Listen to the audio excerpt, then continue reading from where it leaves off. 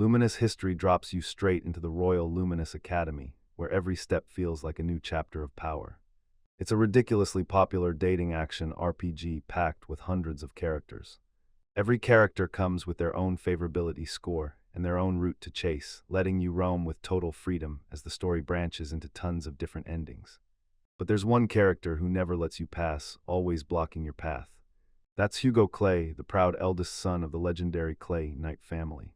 Hugo tries to snatch the main heroine by force, and the protagonist finally crushes him for good. And yeah, same Hugo is sprawled asleep in the forest by the academy, staring at the ceiling of his own thoughts, still shocked at how he wound up here. To get the full picture, we gotta rewind all the way back to the very start of the story. It all kicks off with Curie Hugo kicking back, totally locked in on his favorite TV show. As soon as his mother reminds him he's supposed to go out, he snaps to attention. He fires through his head with the day's plans, then bolts out of the house without wasting a second. Hugo's just a regular high school kid, at least that's what it looks like, until you realize there's one thing about him that makes him impossible to ignore. It's his burning passion for heroes, everything about them, everything they stand for. It hits him the moment his eyes lock onto a fresh poster for his favorite movie, and excitement surges through him. Without warning, screaming erupts, people shout for everyone to run as a knife-wielding attacker zeroes in on random pedestrians. In the middle of all that chaos, a boy stumbles and crashes to the ground, right when everyone spots a free target. Right before the attacker can land the blow, Hugo rockets forward, tackles him mid-attack, and knocks him out cold, saving the child in the nick of time. During the fight, Hugo gets stabbed and crumples to the ground. As his vision blurs and darkness crashes in, he catches sight of the terrified boy, tears pouring down his face, and it only hits harder as he fades out. He starts calling himself a failure, the hero he swore he'd become, the one he's always dreamed of. He clings to one wild dream: on his next life, he'll finally be a real hero, strong enough to protect everyone. Right after he slips into unconsciousness, he jolts awake, snaps his eyes open, and suddenly he's staring down a young man with a sword leveled right at him. The white-haired boy crowns himself the winner of their duel, then, just like he promised, declares he's going to take Claire. Hugo's mind reels with confusion, and he can't wrap his head around what's happening. A girl named Claire shows up out of nowhere and yells, "Xenon," to the white-haired boy, asking him straight up what the heck is going on. Xenon tells her, "I already knocked Hugo Clay out. He's been causing all that trouble, and now he's done," and she continues. And just like that, their engagement gets wiped out, annulled. Still, he stands tall and declares, with zero doubt, that from this moment on, he'll protect her. Claire's words hit deep. She thanks him from the heart, while a totally stunned Hugo just can't figure out what on earth is going on, and explain why the universe forces him to witness that horrifying scene right in the last moments of his life. His vision cuts out again and panic spikes. This time, he's sure the collapse is the end of him. But he jolts back to consciousness again, and this time he finds himself lying in a bed. He scans the room and realizes it's basically an infirmary, so he can't help thinking, why am I still alive?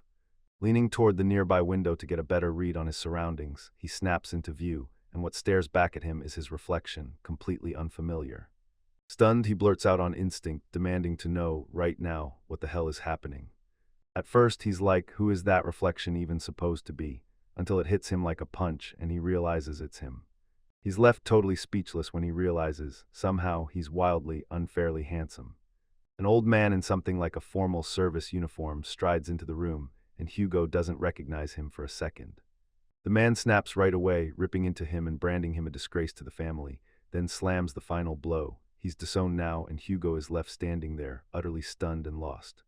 The old man keeps going, his disappointment burning as he can't believe Hugo got crushed by some nobody, even though he was swinging the legendary sword Gallandil. Hugo just stands there, utterly stunned, while the man keeps talking, claiming he's put up with Hugo's mess only because of what he can do. But if someone keeps staining the Clay family name, Hugo steps in at last. No more hesitation, no more noise. He waves his hands like, what are you even talking about? Then asks who the guy is, and that shuts the old man down so hard you can practically hear his frustration build. Unable to push forward, the man whips around to go. Before he even finishes, he declares Hugo will be thrown out of the dorm and forced to bring back the Gallandil sword. As Hugo lunges to stop him, the man snaps that Hugo should be grateful for the tuition the family already paid, and then he warns him, never use that Clay name again. With that, he walks out for good. Hugo hears the man's tone and thinks, this is supposed to be my father, but the moment he looks closer, it's nothing like the father haunting his memories. And on top of that, the man's got a foreign look that screams something unfamiliar, and it just makes Hugo's confusion explode, because this life he's been thrown into feels nothing like anything he knows. Just then, a boy burst into the room and called him brother. He was shaking with relief. Hugo was awake again, and he demanded to know if he was really okay, especially after their father stormed out raging. Hugo nearly freezes when he spots the boy. He looks almost exactly like the one he saved before he died. He brushes it off and demands to know the kid's name, straight up blowing the boy's mind. The boy blurts out, "Did the duel wipe your memory, Hugo?" And Hugo just admits it might have happened. He throws out an apology, then jumps right back in asking the kid who he is and who Hugo really is. The boy lines in and tells him, "My name is Hugo Clay, the eldest son of the legendary Clay family, one of the most prestigious knight clans, and the rightful heir to their treasured heirloom, Gallandil."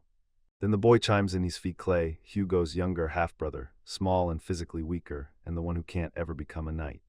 Fi tells them that right before Hugo blacked out, he'd gone into a duel with a classmate and got completely wiped. And to crush him even more, his fiancée, Claire, got kidnapped because of the bet he stupidly made. While all of this is going down, their father looks at him and calls him a disgrace to the whole family. Before Fi can get another word out, Hugo rockets to his feet and declares he finally understands. At least, that's what he says. This is one of those crazy otherworld reincarnation stories, and it's his first time ever living through something like this.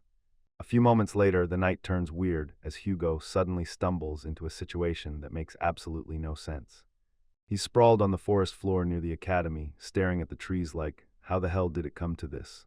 He trains at Luminous Academy, where aspiring magic knights pack in and chase their dreams. It's a legendary school that runs all the way from elementary to high school, and the dorms are straight up luxurious. Even though he's a student, he's out camping by the streets, staring at the sky like, is this karma? All while wondering why it's happening now, when he'd already saved someone before he died. What Fi taught him all but confirmed it. He's been reincarnated into a new world with the same name, but this Hugo, man, he's nothing like him. It hits hard the moment they kick him out of the dorm. Cheers explode as people grin and shout that karma finally caught up to him, and a few even go as far as wishing him dead.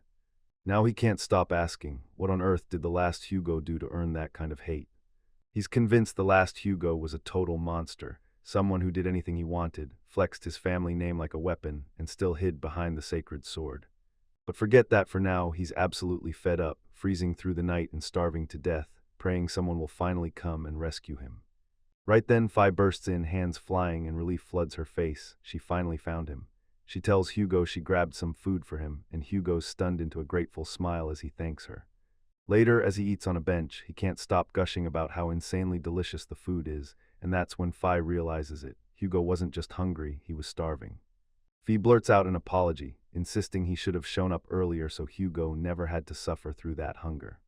Hugo blurts out, "Wait, what do you mean?" Because getting the food already covers it, and he ends up thanking Fi again, so it throws him completely. Fi leans in and demands confirmation. Hugo's memory still hasn't come back right. He can't believe it, how their father can be so cold, disowning and kicking Hugo out like that. Hearing that, Hugo immediately swoops in to calm him down, insisting their father might have his own reasons. Fi then lays out his plan. He's going to talk to their father and get Hugo's punishment wiped clean. Even though Hugo truly appreciates Fi's kindness, he can't forget how furious that old man got, so there's no way he believes it'll work. Even if they could talk their father into it, the hatred buzzing around him would still refuse to fade. So he decides it's time to wipe the slate clean and start over in a brand new world. Even though he still has zero clue why he got reincarnated into this world, he can't fight it, so he grits his teeth and accepts it.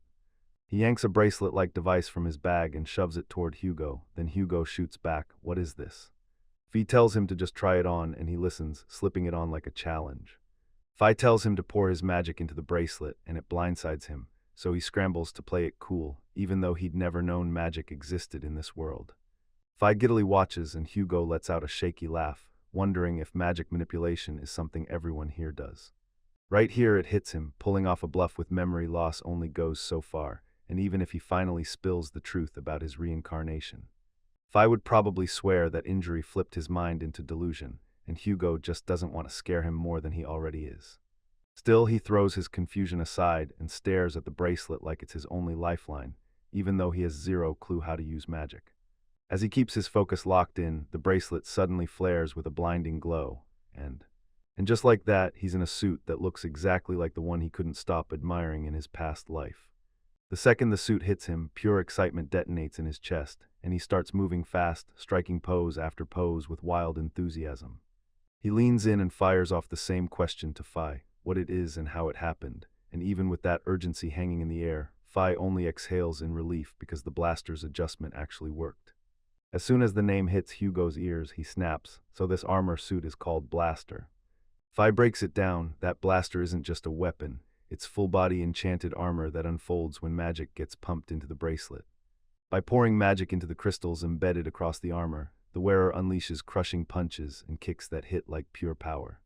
Hugo perks up and blurts out if this means he can bust out special moves. Fi nods and says yes, but warns it's an ancient kind of magical tool that only does one thing. So it wasn't some holy stand-in for the sacred gear Hugo used to handle like it was nothing. Ignoring that detail, Hugo's chest tightens with emotion as he breaks into gratitude and thanks him for handing him something truly incredible. Fi shoots back shocked, are you really satisfied with some outdated magic tool after you once swung a sacred sword like it was a toy? Hugo frowns and hits him with a question, what do you mean? Because this transformation item is the very dream he's always chased. He fires off the deactivation command to strip the armor away, then slams the transformation command and summons it back in an instant. Overjoyed, he thanks Fi again and hoists him up, and it completely mortifies Fi as he blurts, put me down. Hugo keeps blurting out thanks, saying Fi just keeps bailing him out again and again, and Fi's stunned that he's getting this much gratitude for something like this. Hugo then blurts that being treated with kindness is all he needs to be happy, and with Fi as his little brother, he feels like the happiest big brother alive. Fi gets caught completely off guard, and his words hit him so hard it leaves him shaken to the core. As the night drags on, Fi flashes Hugo a goodbye and promises, see you tomorrow. Now that Hugo's got the blaster in his hands, he's convinced he can finally become a real hero, one who turns every single frown into a smile. Too hyped to sit still, he throws himself into training right away. Meanwhile at the academy, Zenon flashes a creepy grin, fully convinced he finally pulled Claire out of Hugo, like it was a done deal. Then the truth hits, this isn't Zenon at all. It's Hanesido, a reincarnator who came from another world. After an accident ripped his life away, he and others like him got pulled to a god's side, then got reborn into the exact game he'd obsessed over his whole life, stepping in as Zenon Ash. Luminous History drops you into the Royal Luminous Academy, a wildly popular dating action RPG packed with hundreds of characters. Each route has its own favor system and its own tangled routes, and our main transfer student forges real friendships during school, then gets hit with one challenge after another, growing stronger with every twist. Claire Rouge is the main heroine and Seto's all-time favorite character, and in the prologue it's supposed to play out like Hugo is about to rip her lips away by force. That's why before the event could even happen, CEDO, now Zenon Ash, ripped in at the last second and saved her. From what Hugo can still remember of the game, after everything is ripped away from him, he falls under demon whispers, and he even sacrifices his own brother to seize power. Only to get wiped out until the protagonist turns it into his destiny, chasing a miserable death straight to the end. Zenon thinks this is the perfect ending for Hugo. Since he's already made that wild move, he figures the other reincarnator won't stay put for long either, they'll start moving too. Even then, Zenon is still dead sure of one thing, this world's destined hero, and the guy who gets the harem, that's him. For now, he's ready to kick back and soak up some sweet, Claire-filled time. These reincarnators were supposed to be the heroes of this world, until fate flipped the script. Because of one otaku, the heroic tale they're dreaming up is about to go off the rails, and nobody knows it yet. The very next day, as Hugo marches into the academy, another student steps up and dares him to a duel. The boy introduces himself as Marcos Bulg, then yanks him toward the battle stage and dares him to become the rust that eats away at his blade. Hugo plays it smart and refuses, claiming he can't remember a thing like the past just vanished. Even though Marcos already heard the rumor, he presses Hugo again, and this time he confirms the truth. Hugo genuinely remembers nothing. Still, he refuses to back down and insists on fighting anyway, shocking Hugo to his core. Confused, Hugo blurts out whether he did something awful to Marcos in the past, something so bad that explains why he won't let this go. Marco snaps back, says no, then confesses he's been sick of Hugo for ages, because now Hugo's lost both his memory and his sacred sword, and Marco sees the perfect opening to crush him. He vows to crush Hugo until he's groveling in the dirt, and makes sure he never rises again. This leaves Hugo utterly speechless. Then he blurts out to Marcos, "Has anyone ever told you you've got a horrible personality?" Marcos acts like the type to blurt out every thought like it's breaking news, and Hugo can't help wondering what kind of guy the previous Hugo must have been to catch his hate too. Hugo shrugs it off, turns to leave, and blurts out another apology. He can't take the challenge because someone's waiting for him. Marcos cuts him off, tells him to drop it, and asks if he's talking about his little brother. Still confused, Hugo whips around to ask what he's talking about. Then another student slides in, calls Marcos Sama, and announces he's brought Hugo's brother. When Hugo glances their way, he spots two students yanking a terrified Fee along with them. Marcos praises their work, promising it'll make everything easier, and the second Hugo hears it, he snaps, "What are you planning, and why is Fi even here?" Marcos tells Hugo he only brought the Fee to make sure Hugo would actually agree to the duel.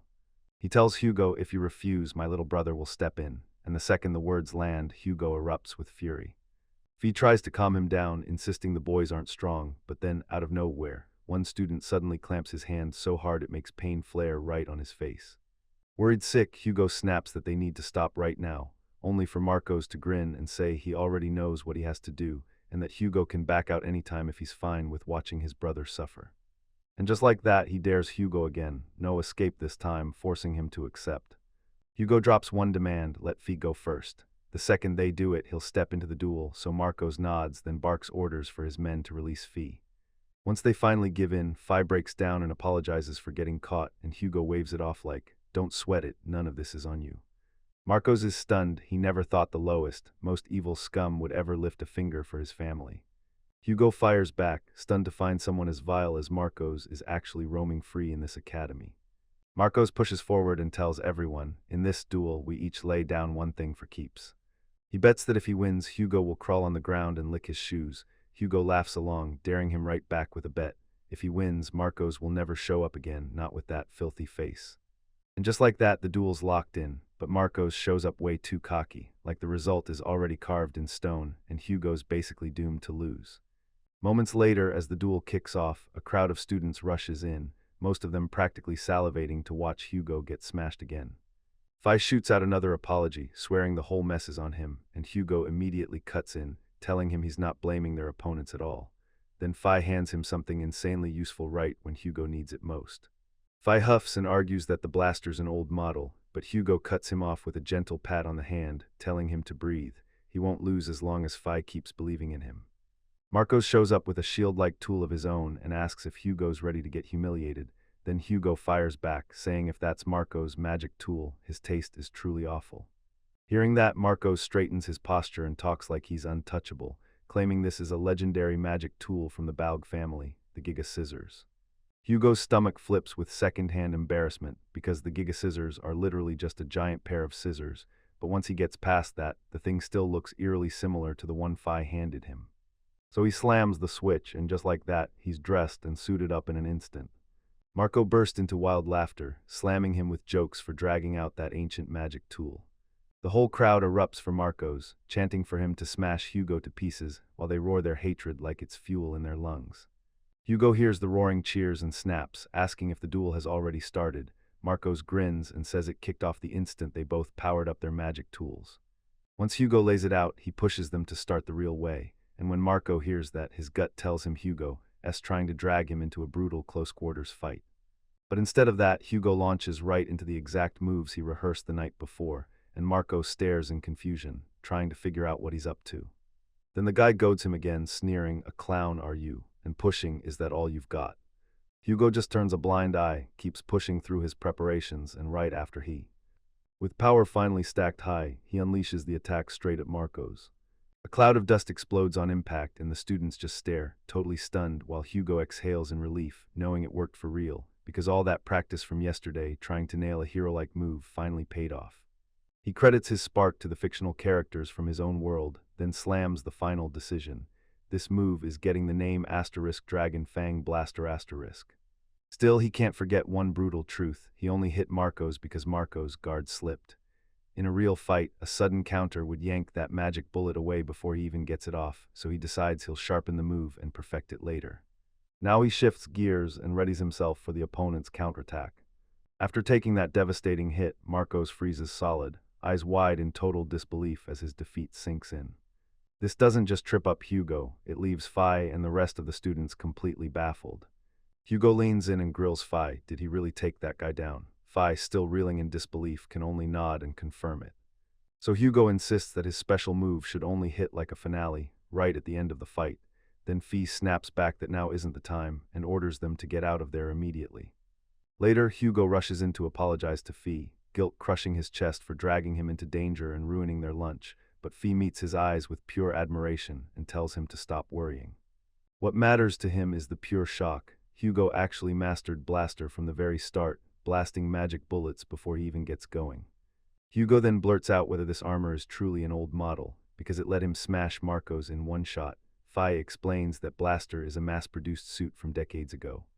And more importantly, full armor magic tools just don't hit that hard, and that floors Hugo because he's absolutely thrilled by them, convinced their defenses look insanely strong. Even though Fi's right about defense, she cuts straight to the truth. Full body armor won't level up his abilities at an exponential rate. And the coolest part, any magic knight with real combat training can boost their body with magic and throw up a barrier to shield themselves. Hugo finally cracks the truth, heavy armor isn't needed anymore. Then he shoots the big question, since magic gear keeps getting smarter, what happens if someone builds brand new full body armor using light and tough heavy metal? Fi tells them point blank, one suit of armor takes a brutal amount of time and effort to forge, so with that price tag, it's totally hopeless for mass production. At the end of the day, it's all about convenience. Blaster can fire magic through every limb, but it won't add any extra powers, and if a magic knight is attacking with a separate magic tool anyway, there's zero reason to lug around heavy armor. Broken by Fi's explanation, Hugo can't help but feel like he just caught a glimpse of a heartbreaking truth. He realizes that in a world where everyone already fights on their own, cool transforming heroes don't matter much, efficiency gets rewarded, and style gets left behind. Seeing his brother fall apart, Fi bursts in to lift his spirits, insisting those full-body armor tools aren't totally gone, some are still kept alive, handed down through the most prestigious families. Hearing that, Hugo's mind flashes back to what Marcos said. His scissors were an heirloom too, and then it hits him harder. Everyone's been treating him like trash, except for one person. He pushes Fi for answers. Why is he so kind to him? Even with no memories left, he swears he can feel it. He's the most hated student in the entire academy. Fi's eyes widen at the question. Then, with a warm smile, he tells him straight up that Hugo is the one who's been backing him. Even though Hugo can't recall it anymore, he was the only one in their home who ever showed real kindness.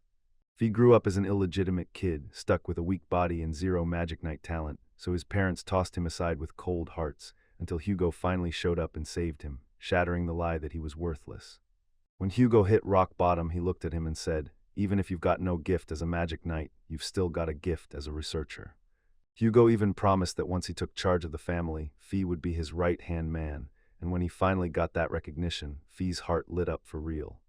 So he gave that promise everything he had, and somehow he earned his way into Luminous Academy. If Hugo hadn't stepped in, Fi would still be stuck in that lonely house with nowhere to call home, because everything he has now exists only because of Hugo. Hearing all of this, Hugo snaps in shock, and Fi shoots back that he's seriously impressive because he did exactly what he swore he'd do and still pulled off the win. So Fi decides to put all her faith in Hugo, fully sure he'll keep winning, no matter how loud the doubters get. So Hugo slams the door on discouragement and pushes forward, determined to become the kind of older brother Fi can actually be proud of. Fi shoots back with total confidence, saying Hugo can pull this off because in her eyes he's a hero through and through. Those words smack Hugo right in the face, and before he can even react, he quietly thanks Fi, swearing to himself that this time he'll guard that smile like it's everything and prove he can live up to Fi's expectations. Right then it hits him there's still time before the lunch break, so he grabs the idea and tells them to go check the cafeteria. Meanwhile, Zenon's patience snaps as frustration boils up. He can't stop asking what all of this is supposed to mean and how it all even happened. He's completely baffled. He's cleared this game 100 times, yet somehow he's never once stumbled onto a duel event between Hugo and Marcos. In the very same year as the protagonist, you can recruit Marcos Balg early on, but as the story rushes forward, he gets shoved off to the sidelines and basically fades away. Even though he's hostile toward Hugo, he never makes a move, because the fear of Gallandil, Hugo's magic sword, keeps him frozen in place. So he shifts his focus to the protagonist, sizing him up as weaker than Hugo. Then he kicks off the Marcos event by stepping forward and demanding a duel. After getting wiped in that duel, Marcos throws himself into the protagonist's party and starts leveling up fast while still pushing himself to outshine him. Zenon remembers it all, and then he realizes Marco's fears aren't for anyone else, they're only for Hugo Gallandil. Since this Hugo gets shut down by Zenon and Gallandil gets confiscated, Marcos jumps at the chance and challenges Hugo face to face. Realizing that, Zenon's mind races. Did his interference twist everything that's coming? And with how badly this could smash the original story, he finally admits this isn't a small deal. Marcos is lucky nobody's gunning for him, because if some beloved reincarnator had been in on this, he'd be in real, serious trouble. Now that he's mulling it over, there's this super popular heroine whose fame is basically neck and neck with Claire. He feels bad for Claire for a second, but once he's reborn in another world, he's dead set on building a harem, so he's already setting his sights on that girl next. Soon they finally hit the cafeteria, and Hugo's jaw drops at how ridiculously luxurious it looks. Right then a student yells Hugo Clay, but instantly snaps it back, says since Hugo got disowned he's just Hugo now, and then drills him with, "So, do you even have money to eat here?" The students even snap and call him shameless for mooching money off his little brother, and the wild part is he admits it out loud, embarrassing and shocking the two on the spot. Hugo decides on the spot he has to earn his own living, because even if he camps outside, he'll still need a tent tough enough to fight off rain and wind. So he steps up to those two students and demands to know if they've heard about any job openings.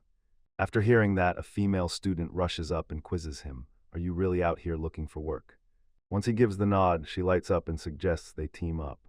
She swings into the room and says, "I'm Melt Epi, I'm a transfer student," and right after, Hugo Clay steps up and introduces himself too. Even so, he admits he doesn't know if he'll still be allowed to use the Clay name after she kicks him out, yet she acts like she already knows exactly what's going to happen.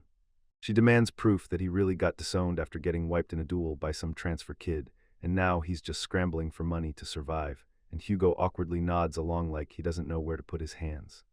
Melt grins at the timing and says there's a great quest that needs 2 people. Then Hugo lines in, asks what the quest is, and then he spills the truth. He's lost his memory, so tons of his life is wiped clean, and he can't remember half of it.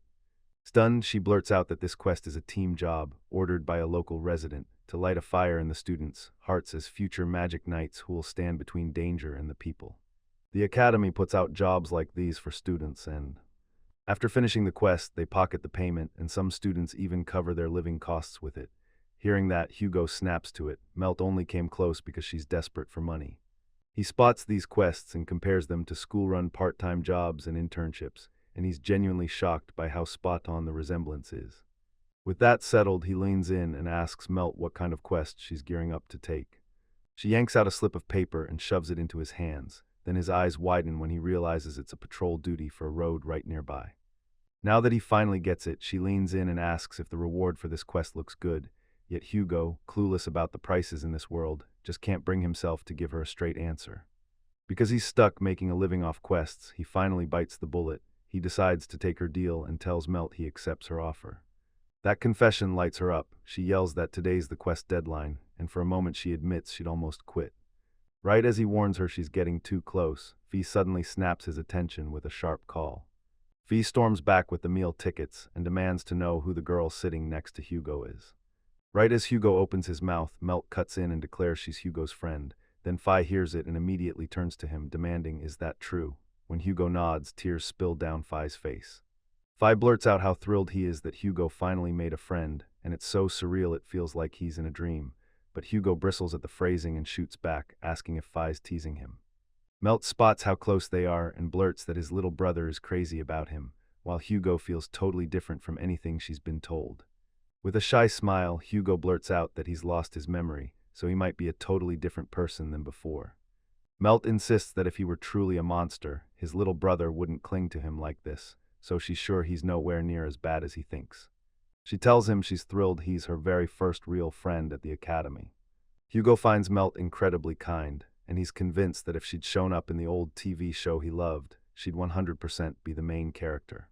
Forget all that, since his reincarnation, this is the first real friend he's made, and it feels like he's finally taken his first step in this world. The very next day, Melt and Hugo roll up at their quest destination, and the moment Hugo steps in, it feels like he's been dropped straight into a real-life anime. He's stunned to watch a steam train thunder along the tracks, and Melt leans in to explain it's a magic train, Turns out she's never seen one either, until she ended up here. Hearing that, Hugo blurts out whether trains are rare, and she fires back that since they're so close to the capital, trains roll through here all the time, while she, coming from the countryside, has only ever ridden in carriages.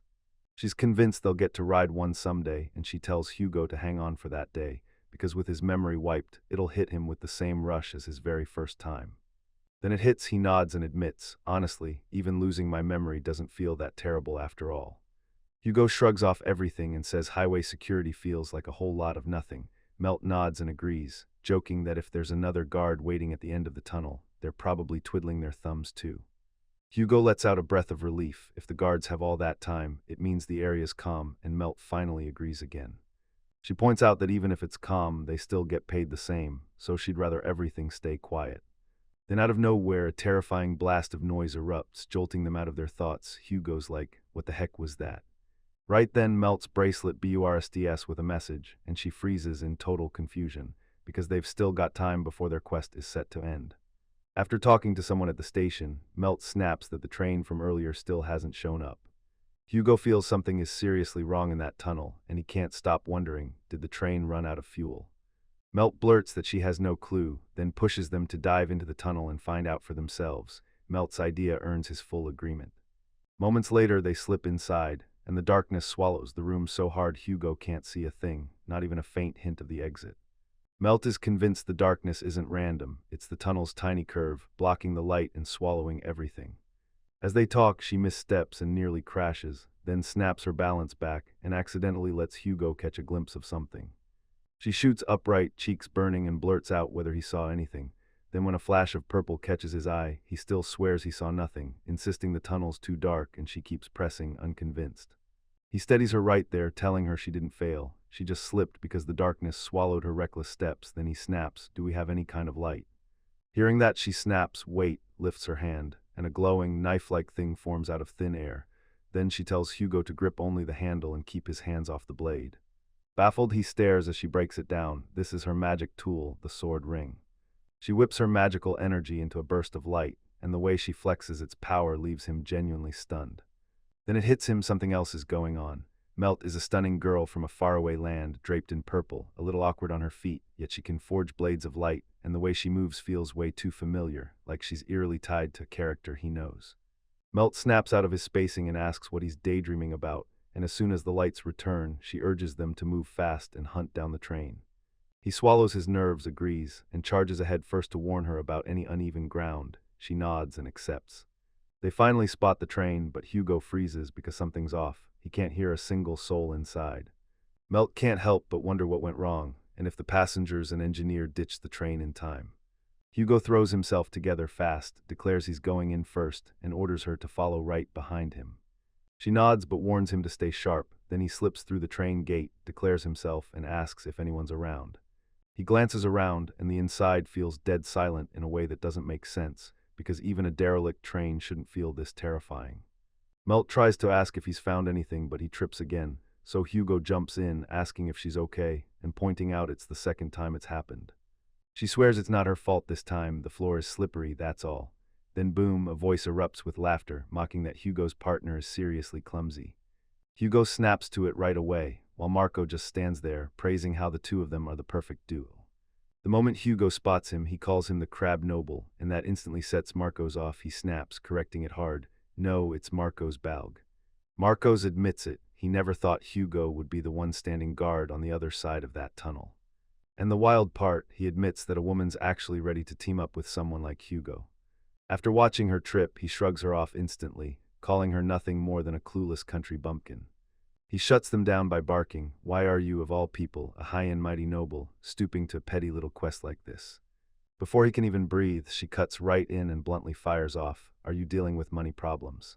He gets caught off guard, swears it's nothing at first, then admits his parents found out he lost a duel and slashed his allowance, trying to play it cool like it doesn't matter, but the Melt giggles say otherwise and he feels vindicated. Hugo snaps at both of them to stop fighting, this isn't the moment. Then he turns to Marcos and grills him, asking if he spotted anyone on his way from the other end.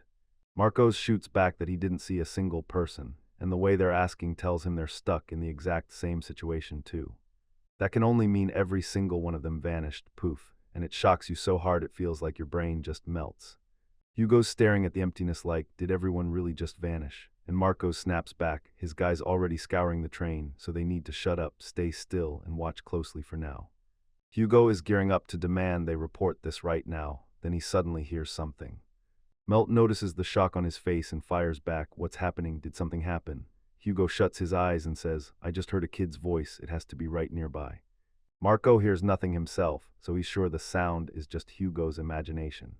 Hugo's sure of himself, bolts off the train the moment he hears the voice, and Melt sprints after him, yelling for him to stop and wait.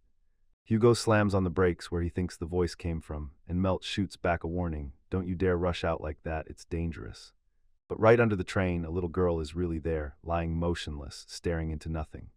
Hugo finally breathes easy because the girl's totally unharmed, just out cold, while Melt turns around and raves about how damn sharp his hearing is. Before Hugo can even get a word out, the girl barely manages to crack her eyes open, and he rushes to ask if she's awake. As soon as she snaps back to full consciousness, she yanks away from him, screaming like something terrible is chasing her. Then Hugo rushes in, telling her to breathe, insisting he's got her back and that he's here to save her. Then the girl blurts out, are you really here to save Mina and Hugo? And he doesn't hesitate, he confirms it, learns her name, and introduces himself. He tells her they heard the train slam to a stop inside the tunnel, so they rushed in to investigate. Then the moment she hears train, she starts trembling and blurts out that it's her mother. Hugo leans in and asks if she'll finally tell them what happened, and she snaps back that a magi beast swept away her mother, and everyone else too. Hugo's baffled by the name, and when Melt shows up, her shock hits like lightning. She pushes them to head back to the train, because Mina might not be safe here, and tells them they've got to pass this to Marco's, and Hugo immediately backs her up. Moments later, they yank Mina into the train, and Melt shouts at Hugo to come see what she just found. What she found looked like a chunky, sticky strand, so thick that even Hugo couldn't place what it was. Melt explains it was hooked to Mina's body, and even though she's not 100% sure, she's convinced it's spider silk. Hugo, totally stunned, blurts out, wait, are you telling me spiders can spin threads this huge? And she shakes her head, no, not spiders, it comes from a magi beast. Monsters are forged when the souls of dead monsters jump into other creatures' bodies, turning them into terrifying new beasts. Hugo realizes what's going on and blurts out, asking if she means the thing they're facing was forged from the fusion of two monsters, and she just nods. Even though he knew magic would bring monsters, he never saw anything coming like the villains from his favorite show. At that exact moment, Marcos confirms it for real, a magi beast. From the clues his subordinate dug up, it looks like goblins pulled this off, using the power of a giant spider. Hugo leans in and asks how he figured it out, and the guy just shrugs. No matter how much spider silk that beast spins, one monster can't snatch every passenger at once. So yeah, the attackers on that train teamed up, and in this whole area, the only monsters that hunt like that are goblins. He thinks they slipped into the shadows, rigged the tunnel with traps, then sprang the ambush on the train and vanished with the passengers. He explains that the kidnappers probably kept everyone alive to steal supplies and use the victims as breeding hosts, so he thinks the abducted people are being hauled straight to the monster's den, where the moment they hit the nest, the creatures start their work. Just as he's about to finish, Hugo slams the brakes, shuts him down, and growls that he has no right to say that in front of a child, especially one whose mother was ripped away. Seeing how badly he messed up, he quickly apologizes, admitting his words were reckless and thoughtless. Now if Marcos is telling the truth, the passengers are sitting ducks, so Mel snaps into action and pushes everyone to help them fast. Marcos snaps that there's nothing they can do. His crew only dredged up these threads across the whole train, and that means the monsters are basically impossible to track down. Mel tries to push his argument, but Hugo shuts him down. Then they sit, and Hugo asks if this is the very spot where she tripped. She shoots back a quick yes, and the moment she starts asking why Hugo has spotted something liquid on the ground, the tension spikes. He rubs the stuff between his fingers, and Mel leans in asking what it is. He grins and says it's not blood and not water, it's oil. He tells her that certain spider species spin oil-slick silk so it won't glue to their limbs, and when she trips and says the ground feels wet, he decides to investigate, just to be sure. Mel can't help but grin, her clumsiness just sparked Hugo's imagination. Next, Hugo pushes for the oil trail, and one of them dashes out of the tunnel with Mina to reach the station. Even though it grates on him to play along with Hugo's plan, Marcos still decides to follow it, because Hugo was the one who actually found the trail. He snaps an order to his subordinate, take the little girl out of the tunnel and get her to the station. And since she's a lady, he orders him, straight up, to treat her with the highest respect and nothing less than impeccable courtesy. Hugo then promises Mina he'll bring her mother back for sure, and he tells her to wait outside for a little while With that promise in hand, she nods, then before they even step out, she leans in and warns them to be careful. With that, Hugo clenches his resolve. He'll save every kidnapped soul and not let a single one die. They follow the oil trail, and bit by bit, it leads them straight to the Magi Beast's den. Sure enough, the kidnapped passengers are right there, but no Magi Beasts anywhere in sight, just ordinary goblins posted like they're keeping watch. Then a giant Magi Beast goblin stomps out of the cave, dragging its minions right behind it. When Hugo lays eyes on this creature, his stomach drops, because it isn't a man-spider at all, it's a goblin-spider hybrid, and the sight feels downright wrong. Meldon leans in and asks if he sees any arachnol, then catches him staring like, what even is that? Mel breaks it down. That's the name these Magi Beasts wear, pulled straight from the spider monster Arachne, and the words for sharp claw. Right when Hugo decides this name beats spider monsters, he suddenly realizes Marcos is gone. Marco strolls up to the Magi Beast like it's no big deal, sneering that it's nothing but an ugly, disgusting eyesore. He strides right up to the monster, introduces himself, and boldly declares he's going to cut its head off. Hugo's jaw drops at this reckless stunt, and he can't stop thinking, what on earth is that guy doing? He wanted to stay hidden, but now stealth is gone. Marcos is going to draw the arachnids' attention, and they've got to snatch the passengers free without getting spotted.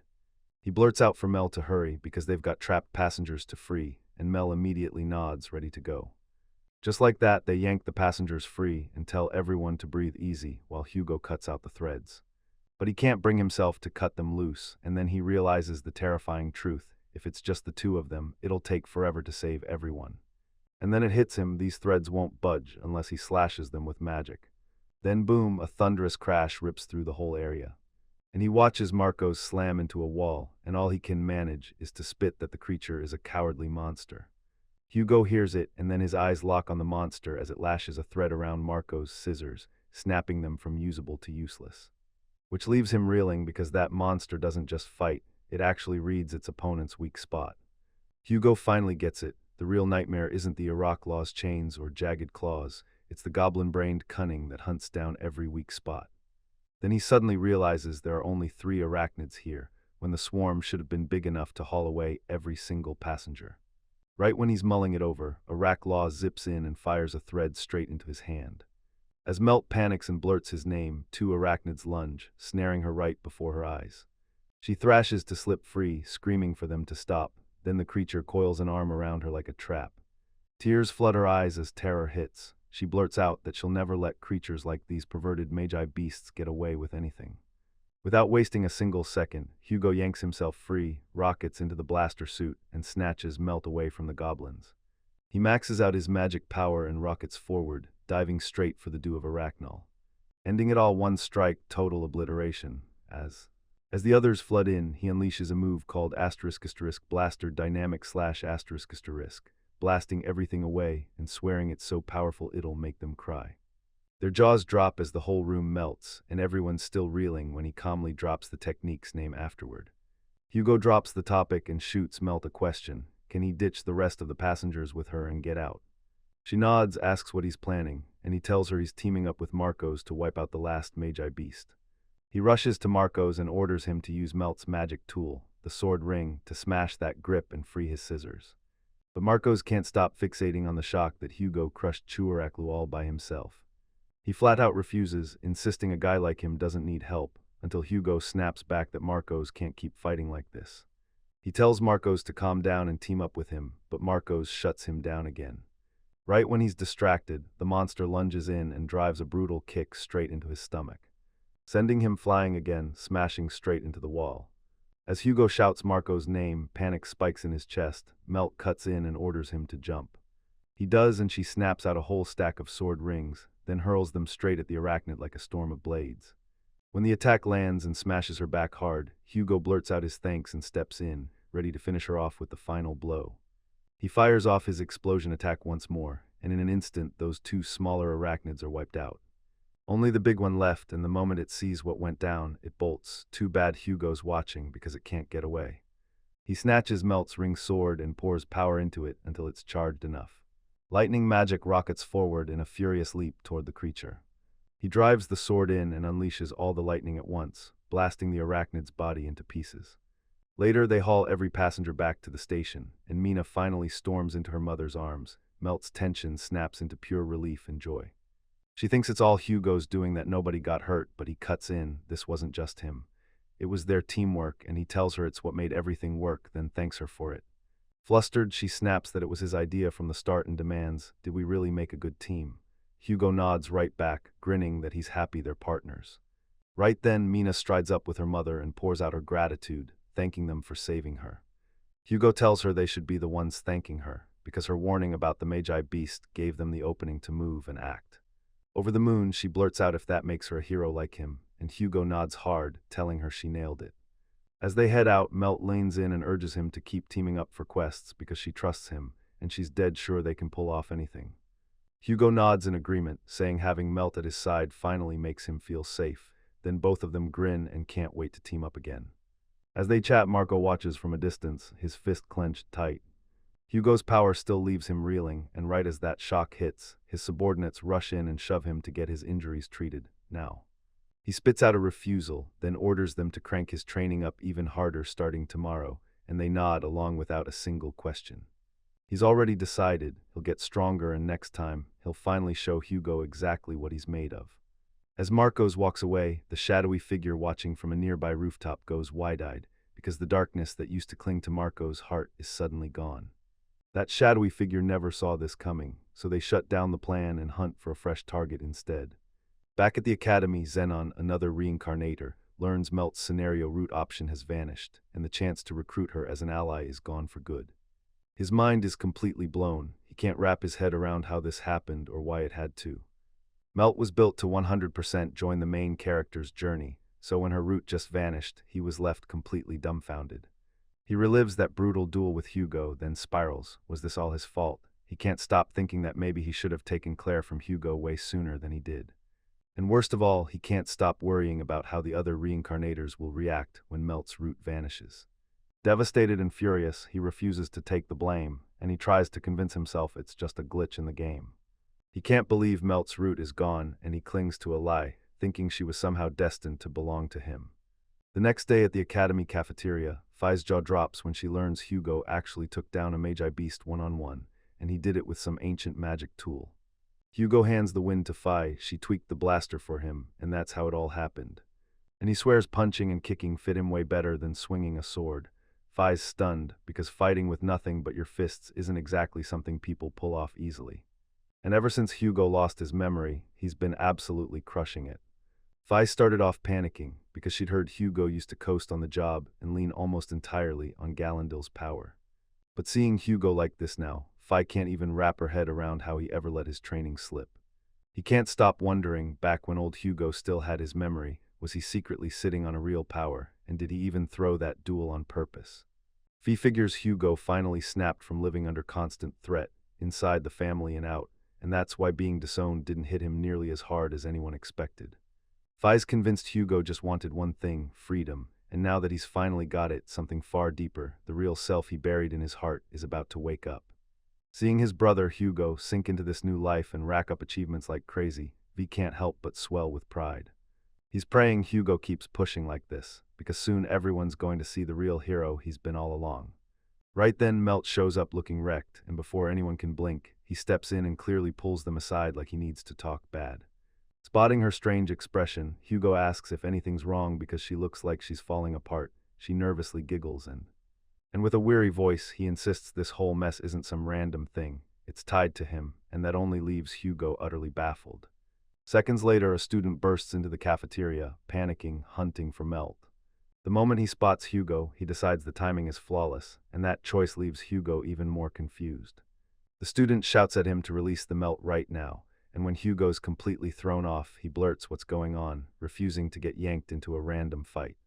The student fires back with savage insults, then accuses him of tricking clueless transfer students, like Melt, just to steal them for himself. Hugo freezes in shock, blurts out that it's just a misunderstanding, but the student shuts him down and won't hear a word.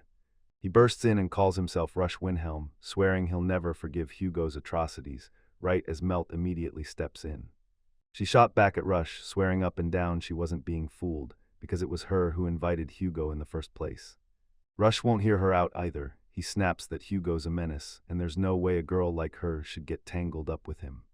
Hugo admits he's done some truly awful things in the past, and the guilt still crushes him. Yeah, he regrets every last bit of it, but he swears he's not trying to deceive Melt, and Rush can't bring himself to believe it. Rush snaps that nobody needs to listen to someone like Hugo, then whips his gaze to the nearby students for instant backup. Almost all of them back Rush up, cheering that Hugo really is exactly the kind of person like that, with their nods, Rush barks at Hugo, "Stay far away from Melt ever again," and Hugo finally snaps, admitting he might be trash, but he demands to know who Rush thinks he is for butting into Melt's relationships, and Melt's fires back that she decides who counts as a friend. And the fact that this stranger she just met thinks he can control her, that enrages her so hard it feels like a tidal rush tearing through her chest. As Hugo closes in, he tells him, "Melt might think I'm just meddling, but I swear one day she'll understand what I'm really trying to do." Then he yanks Hugo by the collar and hurls him down onto the bench, slamming him hard enough to make the whole place gasp.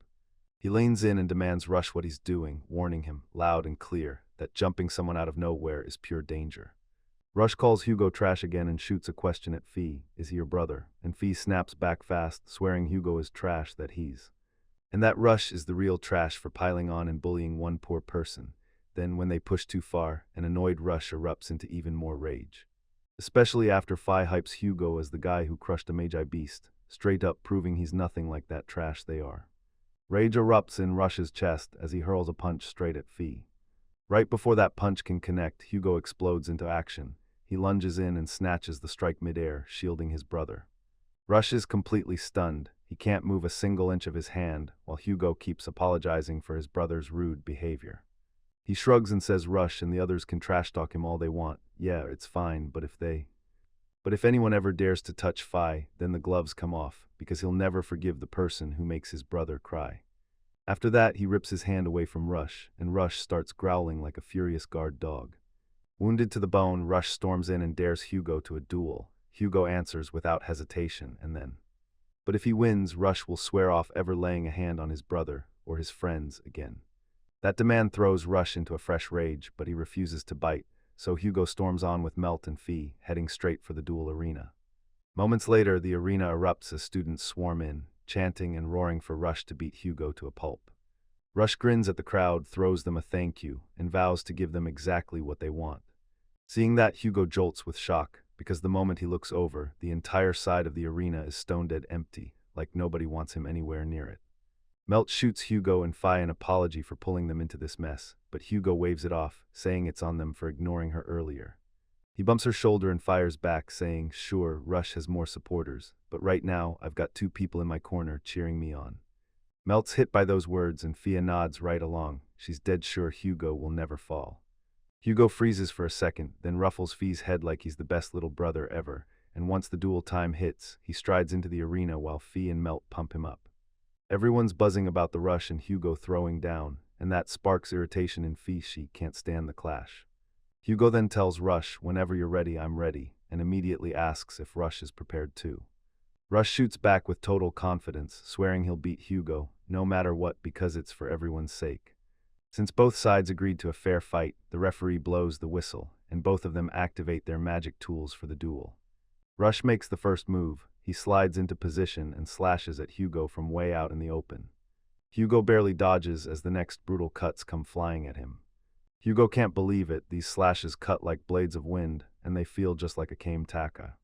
He thinks Rush's magic tool turns mana into flying blades, so every hit tracks the sword's direction, meaning dodging them is that hard at all. He slips through every strike like they're nothing, and the whole moment hits like a lightning shock. Hugo hatches a plan, close the gap fast, dive into the Rush's sword range, and suddenly the whole fight feels way easier to steal. He charges ahead like the plan says, then bam, something hits him from behind. He stumbles, slips, and drops in shock from that wild angle. Then a second figure steps in beside Rush, demanding if Hugo really thought he could waltz in that easily. Hugo freezes when he realizes the figure is a dead-on clone of Rush. Rush just grins and tells him he never promised to stick to one magic tool, because he's rocking two at once. Windram and the Avatar Ring With that, Rush declares that anyone using a busted, outdated magic tool like Hugo is totally outmatched by him. Stunned, Hugo can't help but wonder if this clone creation is eerily similar to the power from one of his favorite shows. Rush snaps back, promising he'll crush Hugo for good, and every ring on his hand erupts into a blazing glow. With every avatar ring blazing, he unleashes even more clones, and they all crash into the fight with synchronized attacks at once. Hugo dodges them somehow, but Rush erupts into hysterical laughter, barking that he wants to hear what it feels like to be crushed, and forced to watch the gap between their strengths. Hugo feels the whole situation crushing down on him, blurting that he's no Sentai show villain. Now he finally gets it, he can feel exactly how those villains must have felt. Right then he slips up and can't block several incoming strikes, gets smashed again and again, and the students erupt into wild cheers. Melt and Fee can't stop calling out to Hugo, panicked over his injuries, even as he still manages to hang on and keep going.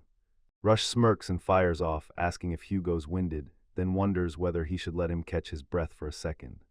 After a short pause, Hugo shrugs and agrees to Rush's offer, because it's exactly what he's been craving, leaving even the strongest people around him completely stunned.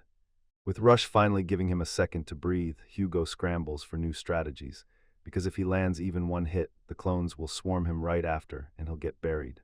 Frustration hits him hard, he'd kill for a long-range move like Melt's purple sword, then the word purple sparks a memory, and suddenly he's convinced that if he can match that person's fighting style, he might actually stand a chance, and He rises and strikes a pose, and Rush can't help it. He stares, baffled like, wait, what is he doing? Hugo steps into a Sentai warrior's technique, unleashing beast-style martial arts with an unbreakable will that just won't quit with. And with that, Hugo declares it, things are about to explode into something wild. Rush can't shake the weird stance. He keeps wondering if it's a real move or just a slick bluff. He jokes that Hugo looks like a cat standing guard, and that hits Hugo hard, because he's been trying to pull off a wolf-like look. Hugo shrugs it off and tells them to keep going, and Rush snaps back that he'll smash every one of Hugo's antics and end this fight on the spot. Hugo unleashes a fresh storm of slashes, but with those new moves, he dodges every single one like it's nothing. But then one of Rush's clones slips in behind him and strikes out of nowhere. Hugo dodges again and rockets toward the clone, and Rush stares, baffled, because Hugo just cranks up his speed and barrels straight into one of the duplicates. Rush decides it's time to end this, and he smashes Hugo with every clone he's got, all at once.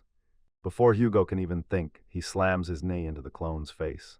Rush is so fast that Hugo freezes for a second in stunned silence, then admits he can't pin him down with his hands or feet, so from here on out, he's going to use his knees instead. He's betting on magic power to crank up his speed, land razor-sharp hits, and vanish before the enemy can swarm him. Shocked, Rush demands to know what martial art style that was, because he's never seen anyone fight like that before. Hugo tells him it's his own style, and Rush blurts it out again, annoyed and nervous, trying to keep up with the shock. Or one of his clones dashes in to strike, then Hugo clocks it instantly, because their teamwork is starting to unravel. He slips the strike, slams the clone straight in the chest, then snaps an elbow into its head and takes it out for good. Hugo shouts at the remaining clones, yelling that they're not done yet, while Rush and all his duplicates freeze in shock, scrambling to figure out what this guy even is and how he's moving like that in full, brutal armor. Hugo shoots back that the armor doesn't feel heavy at all. If anything, it makes him feel lighter, and that answer leaves Rush even more stunned. As he points out, if armor like that ever truly existed, then full-body magic tool armor would have never been pushed out of the spotlight. Hugo rips into the fight, smashing clone after clone until none are left, and the deadliest weapon in his arsenal is pure imagination. The wild dreams from his favorite shows lit a fire in him, and now he's become one of the strongest people in this world. The brilliance of Hugo Clay and the gentle heart of Kira Hugo fuse into one unstoppable man. His imagination turns into pure combat power, and he fights with total, unwavering loyalty to the hero he worships. Henshin heroes hold ultimate power, and since Hugo blindly believes like a kid, it lets him unleash jaw-dropping strength. He wipes out every clone, one after another, until only Rush is left. Then Hugo steps in and calls for a one-on-one showdown. Enraged and shaking with panic, Rush barrels in, screaming that he'll take Hugo down with his own hands. Then Hugo throws up an apology and says, "No worries, I'll end this right here." He rockets forward and drives his crimson fist straight into Rush, smashing him down. And then bam, he lifts a crimson fist higher and higher. Totally crushed, Rush just gapes in disbelief, unable to wrap his head around how Hugo is this insanely strong. Hugo lets that quiet praise hit like a wind as Rush's strength collapses and his eyes roll shut, sealing Hugo's crushing victory. After yanking off the suit, Hugo squares up to the other students and demands, "Who wants to try fighting me?" But every single one of them swallows hard and backs out, nervously declining. Now that it's settled, he leans in and demands they finally stop messing with him, and orders them to take care of Rush. Hugo couldn't help but smile as the cheering student for Rush made him act one way when Rush won, and a totally different way the instant Rush lost, but right when that thought hit, Melt and Fee snapped his attention. They beam with pure joy over his victory, and Fee praises his incredible strength to the skies. Still buzzing with excitement, Melt leans in and asks him what those moves were, absolutely spellbound by how he just performed. Just as Hugo starts chalking up his win to their cheers, an enraged voice cuts through the crowd and shouts his name. It's Xenon himself. He slams into Hugo, calls him a coward, and even insists he cheated, then refuses to believe Hugo's strong enough to beat Rush. Hugo fires back by demanding Xenon show who he is, then immediately starts yelling at him. Annoyance flares in Xenon as he snaps his name into the air and demands to know if Hugo has really erased him from memory. Hugo blurts an apology and admits he can't remember even his own name. His memory is gone, but Xenon shoots back that the memory loss is his fault, so Hugo should at least know that much. Melt hears their talk and snaps at Xenon, demanding to know what he meant when he claimed Hugo cheated in the duel. Stunned by her honest curiosity, Xenon freezes for a second, then immediately starts with an apology, trying to explain why he let that side of him show. He then snaps that the battle's outcome is way too weird, especially because he already beat Hugo once. He insists Hugo's sudden power surge feels unnatural, and a couple nearby students only dare to nod, scared to speak too loud. With a grin, Xenon drives ahead, swearing that only someone with a real magic tool can win, so Hugo must have cheated. Hugo shoots back calmly, flat out denying the accusation and insisting he didn't cheat. He just won by fighting straight up. Xenon snaps back, refusing to buy it, and demands Hugo stop lying, because there's no way someone like him could be this strong. Melt steps in, tells Xenon she gets why he looks suspicious, then counters that Hugo was just as tough during their showdown with the Magi Beast. Xenon snaps that she's being played, swearing the whole battle was rigged just to trick her. He argues that even if Hugo is a total scoundrel, he's still the eldest son of a powerful family, so of course he's got the clout to pull off a scheme like this. As Melt tries to fire back that Hugo would never sink that low, Xenon barrels in, shoves her words aside, and spits that Hugo is rotten to the core, ready to do anything to smash his goals. Once the students heard that, they went wild with certainty. Hugo had cheated, because deep down they just couldn't believe someone like him would ever choose to save anyone. Xenon snaps that she shouldn't hang around someone like Hugo, then leans in and promises he'll keep her safe, so long as she stays right by his side. In the game **Luminous History**, the main character hits you with a special privilege called *Charismatic Smile**, and somehow it makes everyone instantly trust him. Convinced he's the real protagonist, Xenon figures Melt will fall right into place as his loyal ally. She straight up calls him insanely creepy and challenges him like, "Do you even know what you're saying?" and it totally stuns him. Melt couldn't believe it. He called out Hugo for setting up the entire Magi Beast incident, and he thought it was beyond ridiculous. Seeing her reaction, Xenon's gut twists. He knows something off, because the whole situation isn't playing out the way it's supposed to.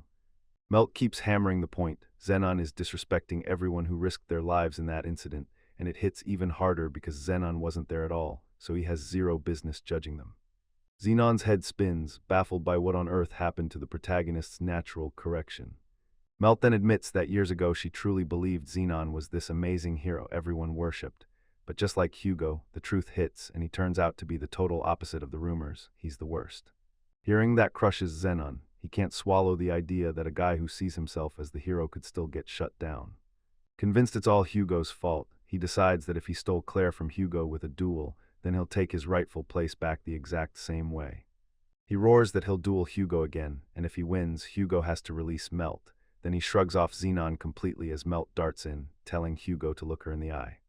Right when he whips around, ready for her question, Melt goes on tiptoes and slams a kiss on his lips, utterly leaving him stunned. Xenon is even more stunned, unable to believe his eyes as he desperately prays this is all just a dream. Melt shoves Hugo free and snaps, "Don't you ever say you'll duel again, Xenon." She just proved to the whole world that she chooses to stay with Hugo on her own, and Xenon is the only one stirring up trouble. When they heard that, the whole crowd of students froze in stunned silence, then erupted into whispers, pretending they didn't care, even as embarrassment crept in. Melt grabs Hugo's hand and yanks him into motion, shouting for Fi to come after them. Fi, who just watched the whole thing crash down in real time, panics on the spot, blurts out a shaky yes, and races out of the arena with them. Back there, Xenon lies utterly shattered, still clinging to denial and demanding to know how everything went so wrong. As soon as they burst outside the arena, Hugo and Melt are completely thrown off by everything that just happened. Melt blurts out an apology for snapping in so suddenly, and Hugo's nerves take over as he insists it's him who should be saying sorry. Melt fires the question at him, and he fumbles through his answer, tripping over every word because he's way too embarrassed to speak straight. Melt blurts out asking if he really hated being kissed by someone like her, then he instantly shoots that down.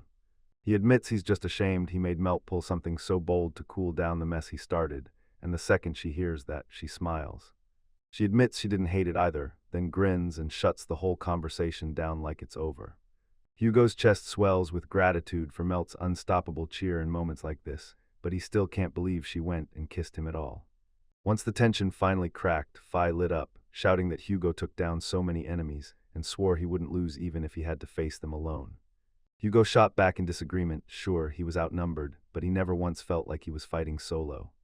Fi and Melt had been right there with him, and Fi was the one who slipped him the blaster to start it all. Even while they were getting slammed by the Magi Beast, Melt stayed right there with them, fighting tooth and nail to protect everyone. Honestly, he's never stood alone in a fight. He always has someone right there beside him, teaming up every time. Then he drills Fahiro on Code Part 5, how to connect with people and stand shoulder to shoulder with their friends in battle. Hugo leans in and tells Fi to remember it since it'll be on the test, then pats him on the shoulder like he's calming nerves, but Fi snaps back that Hugo still hasn't taught Part 1. Hugo just smiles and says they'll hit the rest once Fi actually starts to grasp what it truly means to be a hero.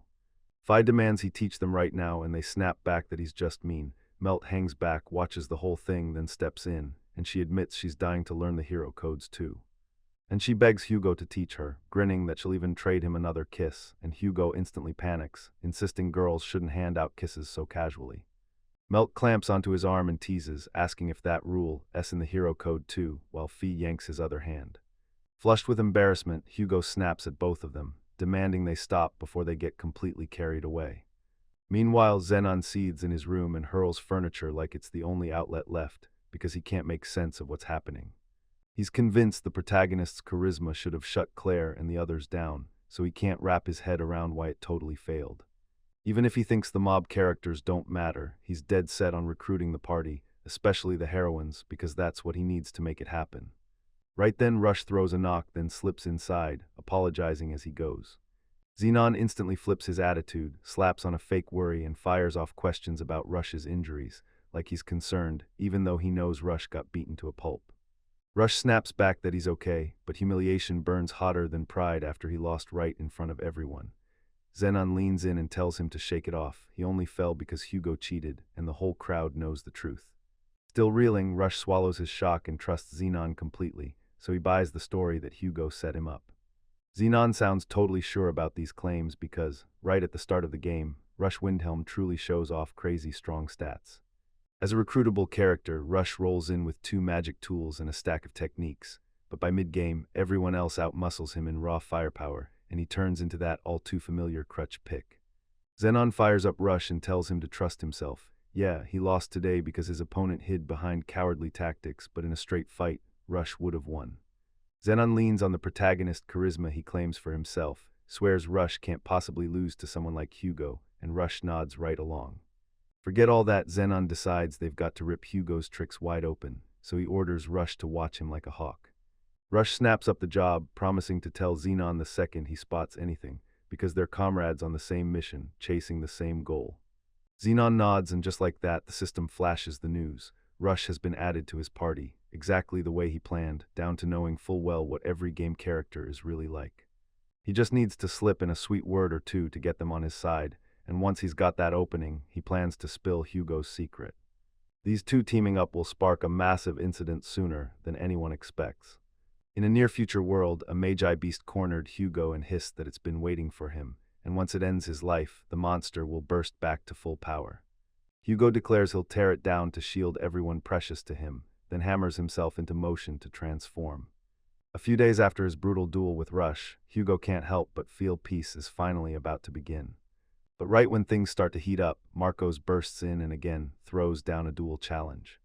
This showdown happens in the forest by the academy, right where Hugo pitched his tent, so when Marcos shows up too early, Hugo snaps, asking if he's really starting this morning routine a little too fast.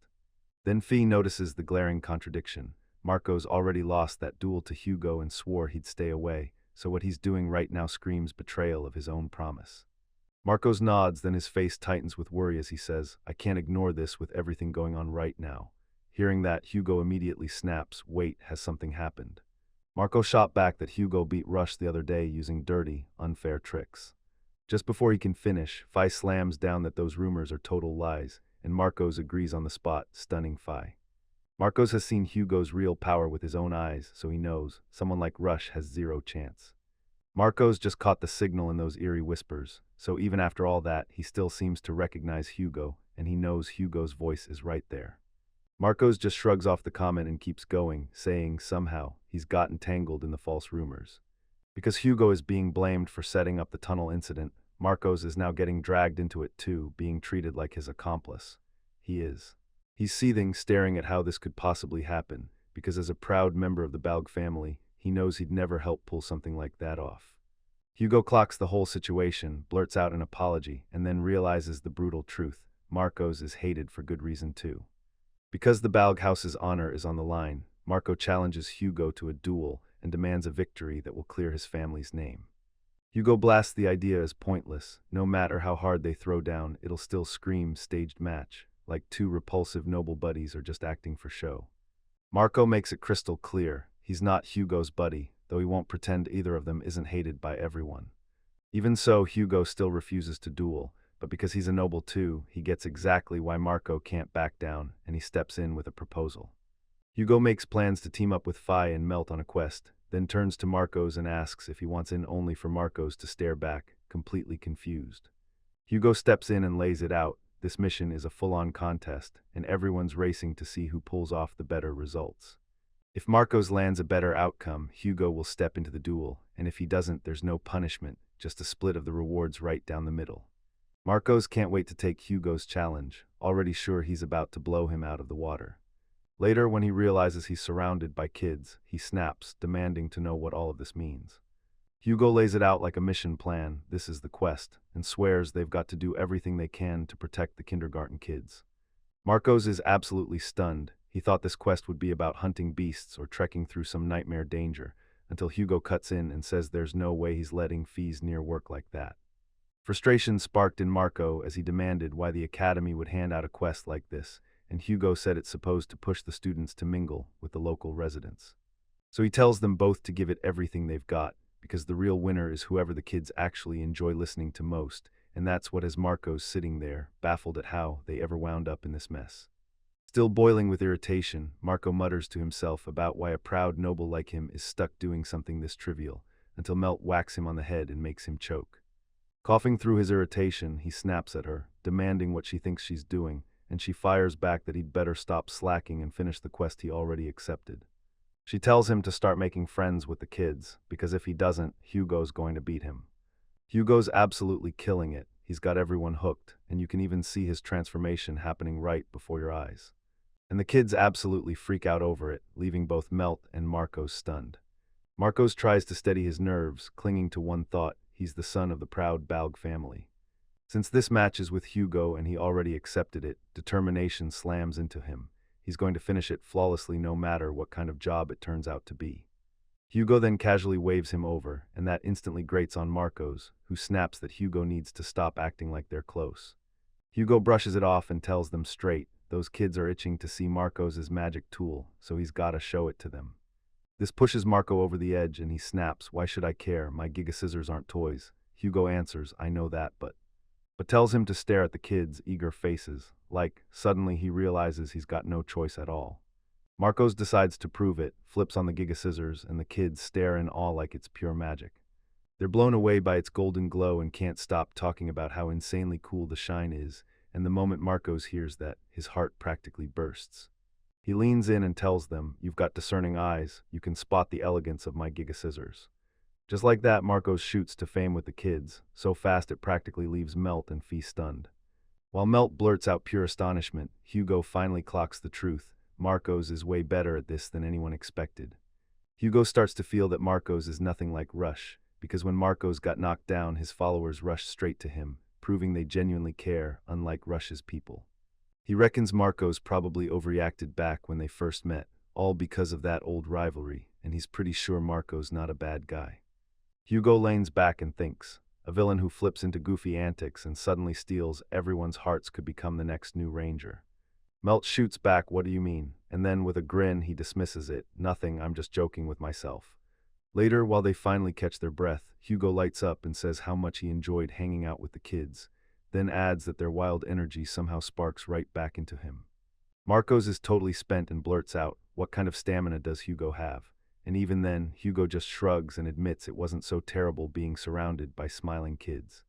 Marcos nods along, a little bashful, admitting it wasn't a bad experience at all, showing the kids the prestige of the Balghaus. Then Hugo clocks it. Marcos didn't hate it nearly as much as he'd been faking, and warns him that what he's about to say could blow up in Marcos's face. Hugo admits he started to like Marcos, even while he's still seething over what Marcos did to Fi. Marcos freezes, then blurts that Hugo must be mocking him, yet Hugo shakes his head and swears it's not true, because in their fight Marcos claimed he'd beat him easily if Hugo didn't have Gallandil. That's when Hugo finally clocks it. Marcos is painfully, ridiculously honest, while Rush, after getting beaten, goes around poisoning the air with lies about him. Since Marcos never acted like that, Hugo's forced to admit Marcos has gotten a lot more likable, and somehow that still does nothing to lift Marcos' mood. Hugo then steps in, tells him to calm down, and points out that an over-tightened string snaps way too easily. He's convinced Marcos just needs more peace of mind, and a splash of playfulness to light his world up.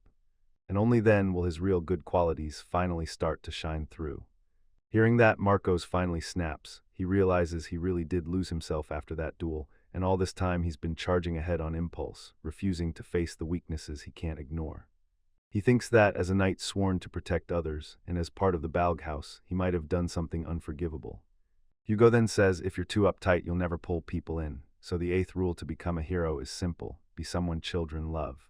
He tells Marcos to write it down because it's crucial. Then the moment Marcos hears that, he bursts into laughter. Marco tells them if he's a tightened string, then Hugo's the loose one. Out of nowhere, both of them perk up because a woman's screaming, "Stop," sparks a full-blown commotion. She works at the kindergarten, and she's shouting at a weird-looking man who's standing right there at the entrance.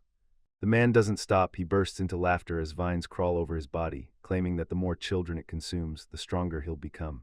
Hugo and Marcos step up, and because leaving him free is out of the question, Marcos pushes for detaining him. Then in the blink of an eye, the man morphs into a full-on monster and roars for the children, leaving both of them completely stunned. The transformed man grins and says he'll get even stronger if he keeps training this thing, but first he needs to pray, so he heads straight for the kindergarten. Marcos barks at him to freeze and not pull any weird moves, then the monster lunges and swings right at them. Hugo yanks the maid-clad woman beside him, barking at her to drop low and scatter before she gets hit. Marcos slams down his Giga Scissors, cutting the incoming strike right in its tracks. From the brutal wreckage of the strike, Hugo and Marcos clocked one thing fast: there's no way this monster gets anywhere near the kindergarten. They fire up their magical tools and brace for impact as battle ignites. Marcos lunges in with the first strike, but it crashes harmlessly, and the monster snaps back with a devastating counter. Marcos tries to block it, but the impact hits like a tidal wave, crushing through anyway. Hugo storms in, clocks the monster right on the head with a perfect hit, yet it doesn't even get a scratch. Hugo won't let the monster breathe or strike back. He charges again with even more force, but somehow his blows still land with zero effect. Instead, he slams into the creature's spiked armor, and it bites him back hard. The monster laughs and tells him its armor is so brutal that anyone who makes contact gets hurt. Hugo ignores it and smacks its face before the thing can even finish talking. He snaps that, yeah, it hurts, but the pain is a small price to protect the kids, and it instantly drives the creature into a rage. Marcos tells Hugo, yeah, you acted reckless, but looks like you finally did some real damage. It still won't drop that monster for good, but Hugo has finally spotted its weak spot. Marcos snaps to it. This monster's weakness is right there in its face, and now that it knows they've clocked it, it's going to lock down that vital spot with everything it's got.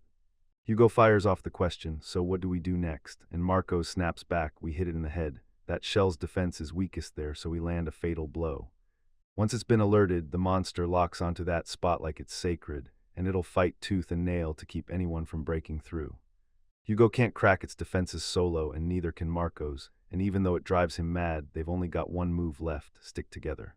Marcos shouts over to Hugo, telling him he's got a killer plan, and he needs Hugo in on it. He points out that the monster's hard shell makes it look unstoppable, but its movements are sloppy, so if they strike it with one decisive hit, they'll shut it down easily. Even though it burns his pride, he can't land that decisive hit himself, so he hands the job to Hugo. Because he's got backup coming, he grabs control and orders Hugo to stick to his plan. He quickly fires back to Hugo, making sure there's no mistake, then bluntly swears he's not admitting anything or giving Hugo the credit he thinks he deserves. He's not just doing a job, he's chasing a noble duty to keep everyone safe, and to pull it off, he'll even team up with his sworn rival. Hugo admits again that he's starting to like Marcos, and Marcos snaps back instantly, telling him not to say something that disgusting. Marcos finally settles it, then leans in and asks if Hugo's ready to dive into the plan. Since that's their only shot, Hugo nods, steps forward, and shows the monster exactly what he's made of. The monster snaps that they've been talking for ages, then comes charging at Marcos, barking at him to stay out of the way. Marcos lunges in front of the attack, smashes the monster's jaw, and then whips his hand to signal Hugo. Hugo rockets out from hiding and slams a brutal punch into the monster's head. Cracks spiderweb across the shell around its head, and the moment Hugo swings again, the impact blasts him flying. The monster cackles like it's having the time of its life, bragging that every trick they've got is useless and that they'll never bring it down. Hugo, right after vaulting over the monster, taunts it that its guard is down, then shouts Marcos' name. Seeing that, the monster snaps to one brutal truth: its last strike was just a decoy, and the real hit is about to land. The second Hugo plants himself on Marcos' shield, Marcos muscles it upward with everything he's got, blasting Hugo straight into the sky. As Hugo drops through the air, he twists mid-fall and smashes a kick straight into the monster's head, then calls it his rising blaster kick. The monster's head starts cracking from the sheer force of the attack. Marcos and Hugo then spin away from the monster as it erupts in a fiery blast, sealing their victory as the smoke clears. As the monster snaps back into a human, they both raise their magical tools, then Fi shouts at them. Fi and Melt burst onto the scene, rushing up to Marcos and Hugo and firing off, "You guys okay?" Hugo shoots back that he's fine and flips the question to them, but Fi spots the blood soaking his hand and panics, asking how it happened. Marcos clocks it instantly. Hugo's punch is what must have landed that injury from the monster. Melt tells Hugo to bare his hand so she can cast basic healing, but Hugo snaps back that the wound isn't even that serious. Melt won't let it go, while Fi snaps back that Blaster's performance caused the injury, and vows she'll do something about it. Seeing them panic, Marcos finally gets what real loyalty looks like, and it stings. He can't help it, he envies them, and he admits, "I'm no match for Hugo." Then two kids from the academy rush up, thank him like he's a hero, and call him totally cool for what he pulled off, leaving him stunned. Hugo thrusts his hand forward, grinning as he declares, "We did it, this victory is ours, both of us." Now that Marcos thinks back, yeah, there really was a little contest, and once he sides with Hugo, he grabs his hand and shakes it. Then he pivots to Melee, melts with embarrassment, and blurts out a real apology, owning his rude behavior and admitting he hurt them, bowing deeply as he begs for forgiveness, not just with words, but with a genuinely sincere heart. It hits them like a punch to the chest, then before anyone can even speak, he whips around and says, "That's all I needed to say." Hugo smirks like he just won, saying he always knew Marcos was a good guy, then Marcos blushes hard and blurts at him to shut up. While they keep bickering, Melt clocks it. Marcos isn't the same anymore, and he can't stop wondering if Hugo's got something to do with it. Even with all the talk swirling around Hugo, Melt's convinced he's secretly doing real good, spreading positive vibes to everyone around him. Fia nods and says, "I've always looked up to my brother, but lately, I'm starting to admire him even more." Melt is dying for everyone to finally see the real Hugo, the good in him, and Fia nods like, "Yeah, that's exactly what we need." Next, they've got one job left: snatch the guy and lock him up, and Marco pushes them to grab his magic tool first. But just when they think they've caught a glimpse together, the man suddenly vanishes, gone in the blink of an eye. Meanwhile, right by the jungle where the battle raged, someone is sprinting for their life, fleeing as the chaos spills behind them. That's Rush. He's stunned cold after he watches someone morph into a magi beast and steal the power straight from a monster. But the real shock is this: Hugo didn't just survive that monster, he stood there and fought back, and now Rush can't stop struggling to accept the fact that he actually won. He can't shake what he just witnessed, and he refuses to believe there's any way he could have lost. He's dead sure Hugo cheated. He's even swearing he'd have won a victory too if the fight had been fair, and Xenon backs that up. As he whispers this in the heart of the jungle, the hooded watcher who'd been monitoring Marcos suddenly materializes behind Rush and tells him he's got it. He's good. Rush snaps around and spots someone perched on a tree, staring off like they're trying to figure out who the heck he is. Right then he spots the same man who turned into a monster earlier, now on his knees, begging for another chance and swearing he'll finally do better this time. The hooded figure climbs down from the tree, locks eyes with Rush, and swears he's the one he's been hunting for exactly him. He hates that Marcos is suddenly useless, but he can't deny he feels lucky. He's found someone with way bigger potential. Marcos blurts out, "What are you even talking about?" and presses harder, demanding to know exactly who this guy is. The hooded figure snaps something out of their cloak, and Rush's eyes lock on it instantly. He shoves it into Rush's hands, and Rush just stares like, "Wait, what in the world is this crabclaw-looking thing?" But the hooded figure just dodges the question and snaps, saying the monster man is pure scum who tried to kill kids.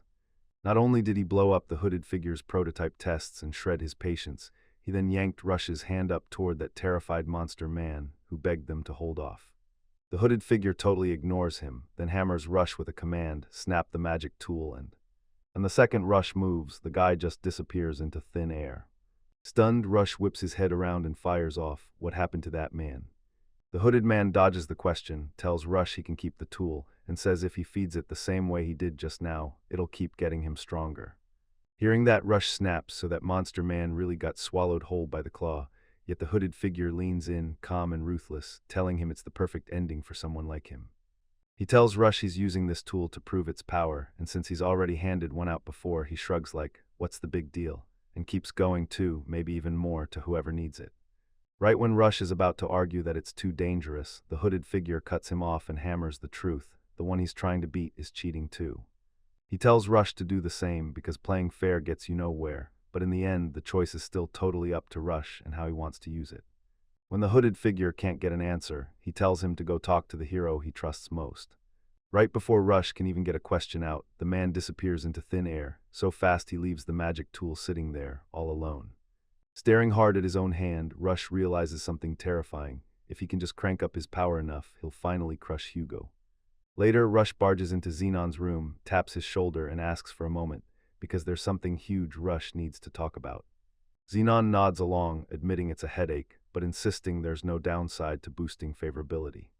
Rush admits he's wrestling with something heavy and asks the big question: do scum really deserve forgiveness? If this is just another run-of-the-mill event in the game, Xenon tells him to stop freezing, no hesitation, because punishing evil just comes naturally. Rush shoots back, asking if it's cool to lean on the same methods they've been using, and Xenon says if they're chasing justice, he'll need that kind of iron resolve. Russia signs on, convinced that anyone who's ready to get their hands dirty for justice can't be evil. He's convinced everyone will finally get why he's doing this, and as Xenon gives him the answer, his doubts vanish on the spot. Now he's ready to chase power so far beyond Hugo's, no matter what it costs. After they talk, Rush storms out, while Xenon smugly assumes everything went perfect, and now he's gearing up to head straight to Claire's room. Because those system pings love to strike at the worst time and smash the vibe, he shuts all notifications off. Then he charges into Claire's room, sure he's the main character, only to completely steamroll right past two game-changing notifications. One message seals Russia's doom, and the other screams that Russia bilated on Xenon's party, never to be recruited again. A few days later, in the courtyard of Luminous Academy, Fee corners Hugo and asks if he's heard the chilling rumors. People around here have been vanishing lately. Hugo fires back that he's heard all about it, and then he presses, "Wait, you mean the missing students?" Fee answers with a quick yes, and then adds that weird stuff like this has been happening more and more lately, which is unsettling because the city used to be nothing like this. Hugo can't shake the feeling that something's seriously off, because lately it's been one nightmare after another. The train tunnel, that man turning into a Magi beast at the orphanage, and now students are vanishing one after another. Fi can't shake the unease, disturbing stuff keeps erupting across the city, and Hugo grows is fuming, thinking that if they'd nailed the culprit at the orphanage back then, they'd finally have some answers. Fi then drops a bombshell. He overheard their father yapping about the case, and tells them he found out a piece of the monster was pulled from the orphanage, a brutal, extra vicious type. Confused, Hugo blurts out what monster Fi's talking about, and Fi admits he doesn't even know, only that he learned the truth. That kind of monster doesn't belong anywhere near this region. That's why Fi thinks this thing might be arriving from some far-off land, and it instantly blows Hugo's mind. Still, he admits it makes perfect sense, because nothing about turning a human into a magi is natural at all. Hearing that, Fi's stomach drops as Worry claws at her, wondering if the kids from the orphanage are truly okay. Hugo pats his head and tells him, "It's okay, our father is on the case." Then he hammers the bigger point. "Me and Marco's already wiped out that monster-like guy, so no way a real magic knight is going to get beaten by something like that." What? That softens the Worry in Fi a little, and he nods along with Hugo. Then Hugo says Marco's and Melt are taking turns guarding the orphanage, even if Marco's was a little shy about the whole thing. Because both of them are stuck at the orphanage today, Hugo decides to swing by later, and Fi insists on tagging along since his worry hasn't faded one bit. Right then, a pack of students closes in and the air turns hostile fast. Hugo steps in front of Fi and bluntly asks if they've come for him. One of the boys starts to shake, stammering as he blurts out whether Hugo is the one who did it. Just as Hugo is about to speak, the boy suddenly yanks him by the collar and demands to know if he's the one who kidnapped them. This slams Hugo completely off guard, and in pure confusion he blurts, "What are you even talking about?" because none of it makes a lick of sense. When Hugo leans in for a closer look, his eyes widen. He realizes the boy is one of Rush's loyal followers. He leans in and admits the missing students all came from their own group, saying his friends suddenly disappeared one day and never returned, like these horrible incidents keep stacking up without end. Shocked, Hugo blurts out, "Do you really think you're the culprit? What reason would you even have when you already beat Rush in the duel?" The boy crumples to the ground, shaking as he pleads if it was Hugo then who was attacking them. And when Hugo hears that every missing student came from Rush's group, his stomach drops. Something is seriously, horribly wrong. A chill slams into his body and he shudders hard. Fi clocks it instantly and demands to know what's wrong, but Hugo only manages, "It's coming." Confused, Fi blurts out, "What's coming?" But before Hugo can even speak, a horrifying scream rips through the distance. That sudden blast shocks Rush's friends. They scramble to ask what just happened, because something's seriously off as the noise keeps roaring louder and louder. Meanwhile, Hugo feels it closing in and yells at Fi to stay locked right beside him. Guards raised, they hold their breath, hearts pounding as anything, pushes through the tree line. But when it finally shows up, it's crabs clinging to Rush's friends and yanking them into panic as they scream, "What are these things?" Seeing those crabs again lights a fuse in Hugo's chest. He snaps that he can't believe he keeps ending up in fights with crab-like monsters. Then he blurts for everyone to calm down and stop panicking, insisting that sure, there are tons of them, but they're not that strong. With that, Hugo sprints in and wipes every crab out of the students, one by one, until the very last one is gone. Fi stares, still totally lost, and blurts out what's happening and why monsters are crawling into their school. Hugo shoots back, "I don't know," but his gut screams it's that Magi Beast's doing. So now he's staring at the bigger nightmare, wondering if the same man slipped into the academy. And then it hits him, it's not just their colors that change, their abilities shift too, and now he's left wondering if they're evolving right before his eyes. Right then, Fi spots something off, snaps her finger at Hugo, and tells him to look where that new student is rushing in. That injured student is Xenon. Then, before he can even get a word out, he crumples right in front of them, and Hugo rockets forward, shouting for him to stay with it while demanding to know what happened. As Fi checks Zenon's condition, his heart drops. Zenon is wrecked worse than anyone should be, especially after the same guy who once beat Hugo. So Fi can't stop wondering, how did Zenon fall this far? Hugo shoves those worries aside, hoists Zenon up, and tells him they're heading straight to the infirmary, because if they leave him here, those attacks will come right back. Even while they move, Hugo can't shake his shock. He's stunned that anyone could have done this to Zenon, a guy even stronger than him. Just moments before, Xenon was yanked to meet Rush, and when he finally arrived, he demanded, "Why did you summon me?" Rush shot an apology first, then admitted he'd finally managed to keep the promise he made to Xenon, leaving Xenon stunned and asking, "Wait, what promise?" With a chilling tone, Rush pressed him with the same promise. Once he ever snagged power, Xenon would be the first to see it. Xenon snapped to attention the moment something felt off. He'd never seen an event like this in the game before. Rush kept charging forward, and when the day they talked finally came, it hit him. He'd just realized exactly what power he was meant to chase. Then he confessed that when Xenon stole Claire from him, it lit a fire in his chest, and that's why he claimed he was grateful for the power he chased. But Xenon was completely lost, and he demanded Rush explain what on earth he meant. His stomach dropped at the sight of it all, because something felt terribly wrong. Rush Wilhelm wasn't supposed to be the kind of person who could end up like this. While Zenon was still trying to wrap his head around it, Rush snapped into a demonic form, tore out the demonic crab claw tool, and boomed that it was his power, then declared himself the chosen one. Right after that, he morphed into a crab-like monster, straight out of the same nightmare that attacked the orphanage. Zenon went wide-eyed and blurted, "What is that thing? I've never seen a character like this in the game," and Rush nodded hard, calling his uniqueness undeniable. With every step closing the distance, he declared he'd finally proved to Zenon just how unstoppable he'd become. Even though Zenon couldn't fully grasp what was happening, one thing hit him hard: he had to take Rush down right now or die.